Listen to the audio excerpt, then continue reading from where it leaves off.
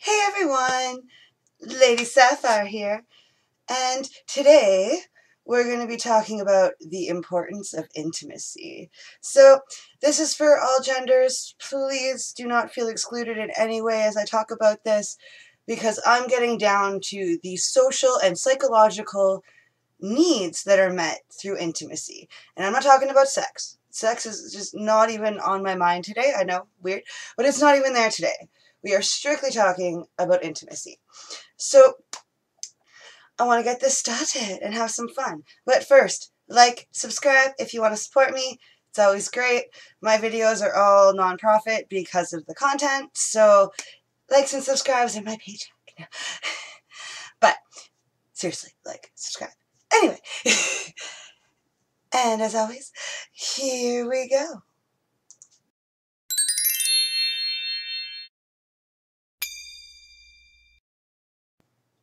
So, most of the time when people do think of intimacy, they think of sex.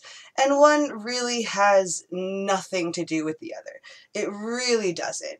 So, when I'm talking about intimacy, I'm talking about when we connect with a person. It doesn't even have to be a sexual intimacy. We have intimacy with our friends, we have intimacy with our families.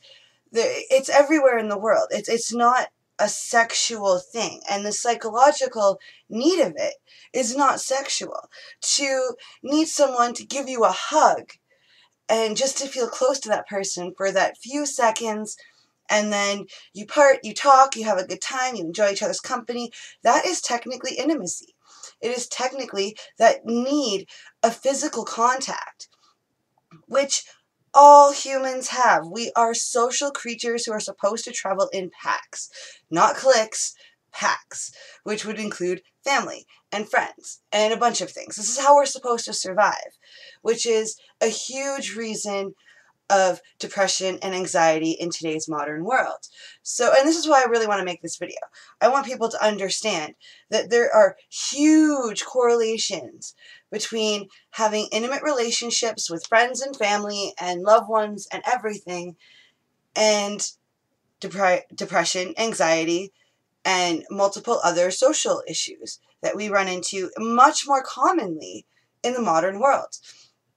And a big thing with that is technology. So we kind of go with, I don't need to go visit my parents. I don't need to go visit my family. I don't need to go visit my friends.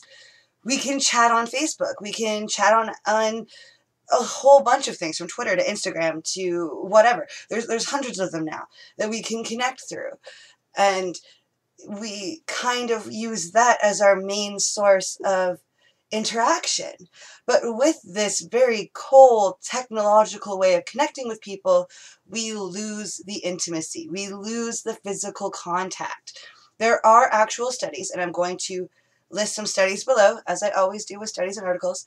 I will be putting something below in regards to the human's reaction to physical touch, the brain's response, how it functions, and what it does, what hormones are released, because it's really interesting. Like, I don't know all the science. I'll totally own to that. I'm not a neurologist or any kind of brain specialist.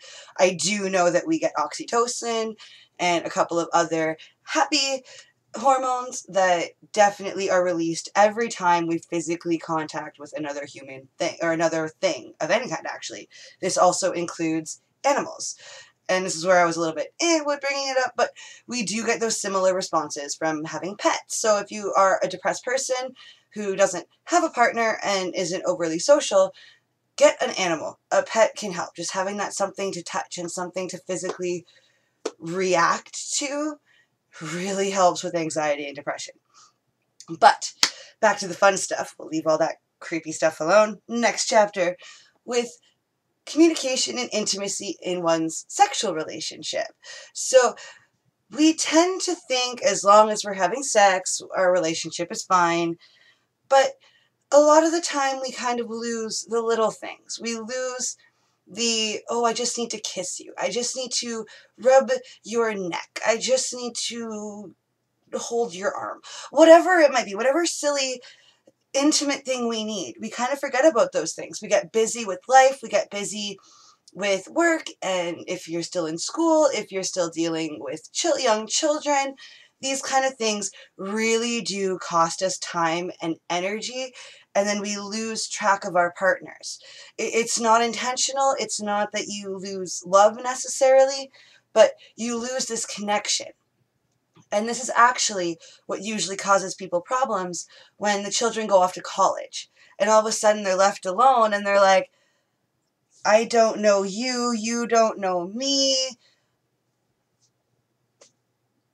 I guess we'll get a divorce because we don't know each other. We have nothing left to give each other because we've lost that connection. And now I'm not going to say that that's always the cause. I mean, you do have people who stay together for the children. You do have bad relationships that just eventually will end or fizzle out in some way. But I'm just talking very strictly about these certain types of relationships that lose connections and then kind of wander apart. It's not because of love. It's not because of any kind of negative emotion towards the partner. Just there's no emotion because you've lost that contact. So I really, really, really want to give some tips on how to kind of fix this. And I'm not going to get into the creepy stare into their eyes. No, that's just creepy. We don't need to go that way. But little things like holding each other's hands. Now, I know this sounds really simplistic. It's like, oh, that's what kids do. But there's a reason that kids do it. They're learning how to be intimate with other people in a public appropriate way. So when we're kids and we do these weird things, it's literally we're learning how to do these things for our adult life. We need to hold on to a lot of these basics or we lose the game. It's like any game, right? Like you got to know the rules, you got to know the basics before you can succeed. And marriage and relationships are in a way kind of like that, where you have to keep working for it. You got to keep adding dimensions. But you got to remember those basics. Without those basics, it's all gone. You got to remember, why do you want to be with this person in the first place? What was it that initially attracted you in the first place?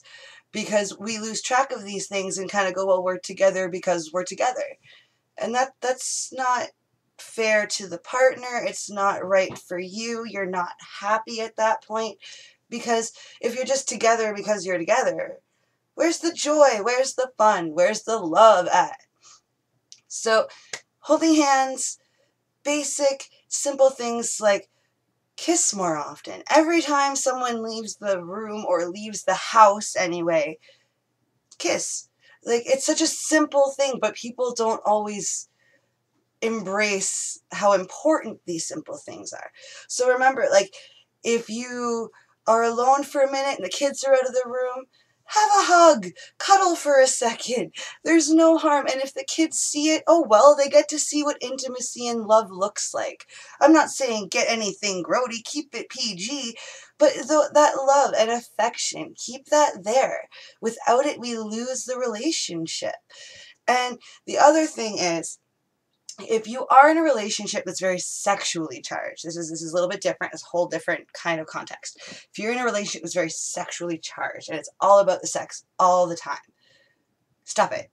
I know that sounds weird, but slow it down once in a while. I'm not saying don't go have your fun. If you're someone who needs to just have a great time all the time, you enjoy yourself. But you can also enjoy each other in different ways where it's not just about the sex. Go on dates. Go do something. Get out of the house and make sure you're staying intimately connected in a personal way outside of the bedroom.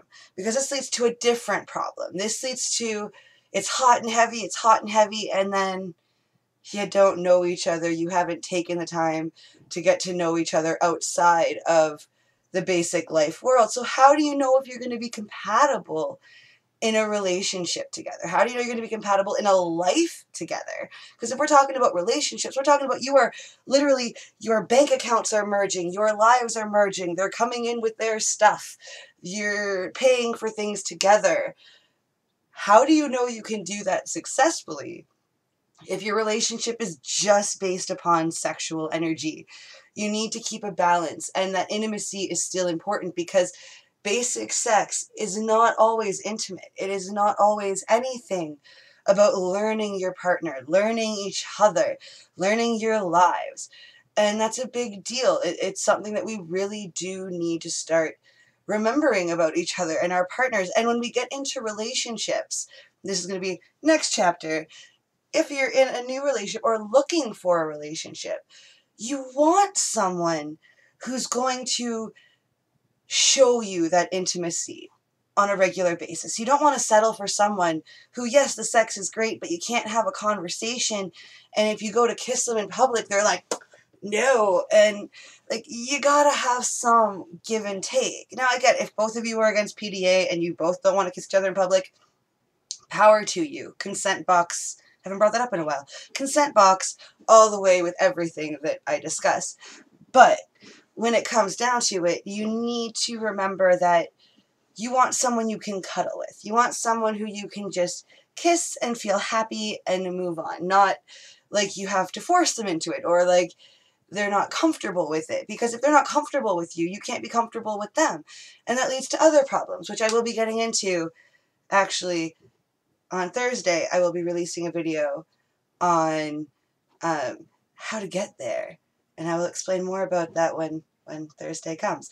But, you know, it leads to other problems in the relationship if you can't be comfortable and you can't just let loose and have a good time together, whether it's in a bedroom scenario, a shopping scenario, going to the movies. Like, you just want to be able to hold that person's hand and feel content, no matter what.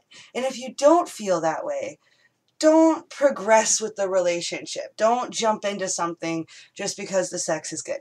I know it's something that's really easy to do and it's really tempting because you're like, yeah, but make sure that there is depth to the relationship. Make sure that you have a full understanding of really what you're getting into with a person in an intimate way, because that's going to help you with depression later on.